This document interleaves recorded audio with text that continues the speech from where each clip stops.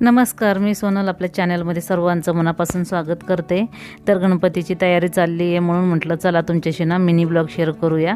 तर बऱ्याच दिवसापासून आहे ना ब्लॉग शेअर केलेलं नाही आहे, ॲक्टिव्ह नाही मी यूट्यूबवरती, कारण की काम आणि घरातलं काम सगळं ना ओव्हरलोड झालेलं आहे त्यामुळं। तर बघू शकता सकाळची पूजा झालेली आहे, मुलं शाळेत गेलेले आहेत। मग त्यानंतर थोडंसं दुपारी आहे ना कपडे भांडी जे साफसफाईचे काम आहेत ना ते चालू होतं। हे सगळं कामं उरकूसतर संध्याकाळ झालेली आहे। संध्याकाळी मुलांना घेऊन आले, बाप्पाला आमंत्रण करायला आलेली आहे, म्हणजे मूर्ती बुक करायला आले मी इथं।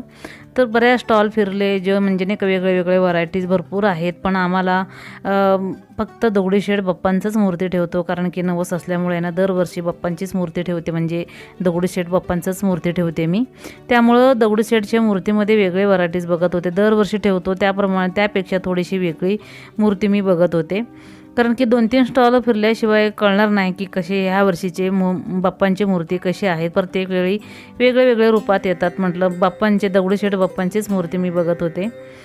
तर याने इतकं छान सुंदर मूर्ती आहेत ना, बघूनच मन तृप्त झालं। तुम्हाला पण थोडंसं दाखवते मी, इतकं सुंदर मूर्ती आहे ना, काय म्हणजे कुठले रूप तुम्हाला सांगू।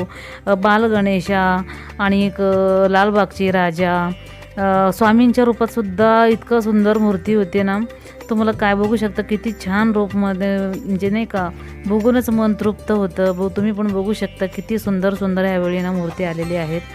तर ह्यातलंच आम्ही एक ना मूर्ती बुक केलेलं आहे, म्हणजे बाप्पांना आमंत्रण केलेले आहे, कारण 10 दिवस बाप्पांची सेवा करायची आहे म्हटल्यानंतर आपल्याला छान आणि सुंदर मूर्ती हवी होती। त्यासाठी इथं मी ह्या स्टॉलवरती आलेले आहे। इतकं छान व्हरायटीज होते की तुम्ही पण पूर्ण पुण्यामध्ये कुठूनही बुक करू शकता। आणि दगडूशेठ बाप्पांची तर मूर्ती इतकं सुंदर होते ना, इथं मी ठरवलं की ह्या वर्षी पण पुढच्या वर्षी दरवर्षी इथूनच घ्यायचे। आणि ते मेन म्हणजे ना ते स्वतः इतकं सुंदर बनवतात ना वेळ देऊन, आणि रेट पण खूप रिजनेबल होते, म्हणजे बाहेरच्यापेक्षा खूप सुंदर रेट होते इथं।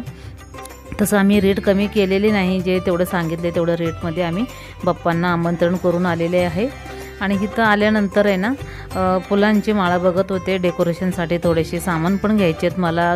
मागच्या वर्षी पण मी रविवारपेठमध्ये जाऊन फुलांची माळा वगैरे आणलेले होते, लायटिंग फुलांची माळा फुलं वगैरे घेतली होती।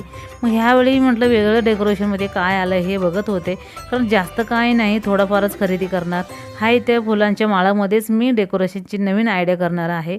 ह्या वर्षी पण तुमच्यासोबत आहे ना सगळे शेअर करायचे मी प्रयत्न नक्की करणार। कामातनं थोडासा वेळ काढून आहे ना तुमच्याशी ब्लॉग मी नक्की शेअर करणार आहे। तर माझ्या ब्लॉगला नवीन असाल तर सपोर्ट करा, सबस्क्राईब करा।